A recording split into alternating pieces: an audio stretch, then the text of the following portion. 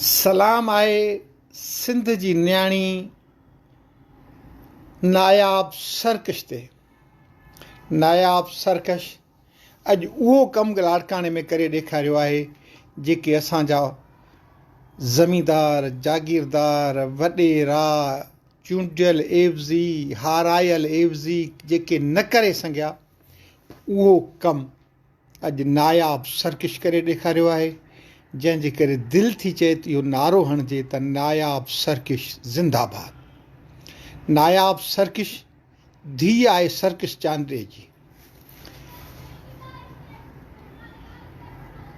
सरकश उहो जवान, उहो जोधो जंहिं पंहिंजी सॼी हयाती सिंध जे हक़नि जे लाइ वक़्फ़ कई, सिंध जे लाइ कलाम चया, सिंध जे लाइ गीत चया, सिंध जे लाइ पंहिंजी हयाती वक़्फ़ करे छॾी ऐं पंहिंजी न्याणीअ जी अहिड़ी तरबियत कई जेका सिंध तां हर वक़्तु पंहिंजो जीव घोरण लाइ असांखे तयारु नज़र अचे थी।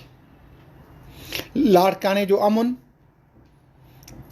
गुज़िरियल चंद ॾींहंनि खां वठी ख़राबु हुयो।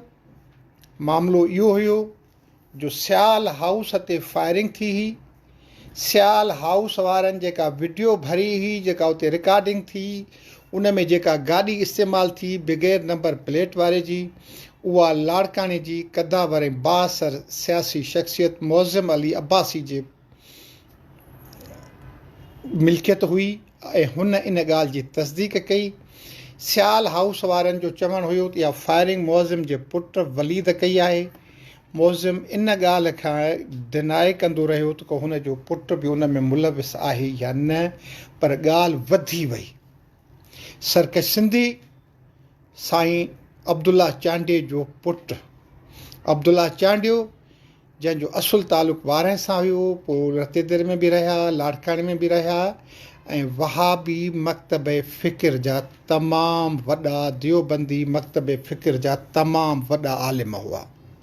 संदन पुटु अब्दुल हमीद चांडियो सरकश सिंधीअ जो भाउ, उहो वरी शीयनि जो वॾो आलिम हुयो। पर ही सभु हिकु घर में तस्बीह जे धाणनि वांगुरु रहंदा हुआ। कॾहिं पीउ पुट में, भाइरुनि में, भेनरुनि में इख़्तिलाफ़ु न थियो ऐं हिक ॿिए जा जेके औलाद आहे सरकश जी, रशीद साहब जी, अब्दुल हमीद जी, चाचनि खे बाबा बाबा करे पुकारींदा हुआ। अहिड़ी मुहबत शायदि कंहिं सिंध जे घर में हुजे।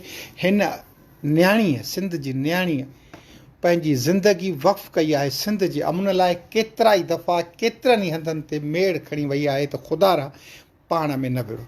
ऐं जॾहिं सरकश सिंधीअ जो ज़िक्र निकितो आहे त मुंहिंजी दिलि थी चए त सरकश जो हिकिड़ो कलाम जेको मूंखे यादि आहे, जेको हुनजी हिकिड़ो बैत मूंखे यादि आहे, उहो तव्हांखे ॿुधायां। सरकश सिंधी चवे थो, सिंध खे जा सूर, सिंध जा सदमा, सिंध जा ॾुख हिननि लफ़्ज़नि में थो चए त असांजी रग रग रिधी वई आहे, असांजी रग रग रिधी वई आहे, असांजी नस नस वढी वई आहे।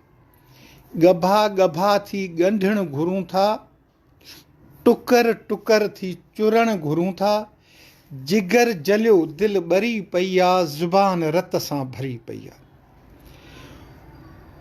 हू चवे थो त झुगी असांजी कखनि पननि जी, जंहिं ते बि आहे नज़र दुश्मननि जी, लिकी लिकी विया वकोड़े वेरी, कखनि ते कोसी रखे विया केरी, दुखी दुखी सा ॿरी पई आहे, ज़ुबान रत सां भरी पई आहे। वरी हू चवे थो त हुजे को लम्हो थिए न गम को, हुजे को लम्हो थिए न गम को, हुजे महीनो सड़े न सीनो, साल जो हित सवाल न आहे, सॼो ई जीवन वबाल आहे, सॼी हयाती खरी पई आहे, ज़ुबान रत सां भरी पई आहे। अॼु सिंध जी आहे गैरतमंद न्याणी क़ुरान शरीफ़ हथनि ते रखी सियाल हाउस ते पहुती। सुहेल अनवर सियाल जो भाउ तारिक अनवर सियाल उते मौजूदु हुयो। हुन क़ुरान शरीफ़ खणी वञी अॻियां बीठसि, चयईं त क़ुरान खणी आई आहियां ऐं मां हेठि पट ते थी वेहां, मां तव्हांखे ॿाहूं थी ॿधां त तव्हां अमन कयो। ऐं हुन ख़ानदान बि तारिक सियाल बि हुनखे चयो त जॾहिं मां तव्हां सां खे ॾिठो आहे तव्हां हर ॻाल्हि में अॻियां हूंदा आहियो। सिंध जे मसइलनि ते, लाड़काणे जे मसइलनि ते, ग़रीबनि जे मसइलनि ते मां तव्हांजी जिदोजहद खे सलाम थो कयां। मूं तव्हांखे ॾिठो आहे ऐं अॼु बि तव्हां आया आहियो, असां पंहिंजूं ॻाल्हियूं ख़तमु कयूंसीं।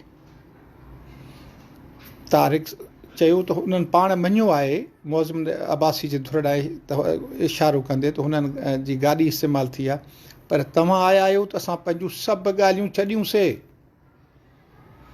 अॼु लाड़काणे वासियुनि में इन ॻाल्हि खां पोइ सुराही जेका उते हिकिड़ी छिकताण पैदा थी हुई, जेका उते वेड़ वारी सूरत हाल पैदा थी हुई, जेका उते मारा मारी ऐं ॿुध ॿुधां वारी सूरत हाल पैदा थियणु वञी रही हुई, अॼु लाड़काणे वासी उन खां बची विया।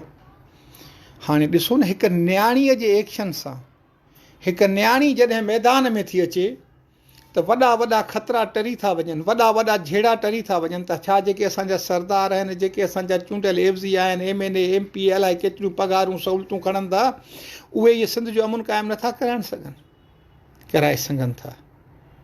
पर हू चाहिनि ई नथा त को सिंध में अमुन हुजे, सिंध में ख़ुशहाली हुजे, सिंध जो माण्हू परेशानियुनि खां आजो हुजे। हुननि असांखे विढ़ाए रखियो आहे पाण में, त असां पाण में विढ़ंदा रहूं जीअं हुननि जूं बादशाहतूं क़ाइमु हुजनि। शहीद बशीर ख़ान कुरैशी बि ईअं ई कंदो हो, जिते क़बीलाई झेड़ा थींदा हुआ उते मेड़ मिंथ काफ़िलो वठी वेंदो हुयो। अॼु उन रिवायत खे लाड़काणे में नायाब सरकश सिंधी जी न्याणी, साईं अब्दुल्ला चांडीअ जी पोटी, साईं अब्दुल हमीद चांडीअ जी भाइटी, साईं अब्दुल रशीद चांडीअ जी भाइटी, इन रिवायत खे ज़िंदा रखियो आहे। मां हिकु दफ़ो वरी साइण नायाब सरकश खे इन जिदोजहद ते, इन पुख़्ते इरादे ते, इन अज़मत ते जेको हुन उते बि दोहरायो, त हाणे तव्हां खां थी मां वरी मौज़म अब्बासी वारनि ॾे वेंदुसि। तव्हांजे तरफ़ खां, पंहिंजे तरफ़ खां ऐं सिंध जे ग़ैरतमंद अवाम तरफ़ां सलाम पेश करियां थो।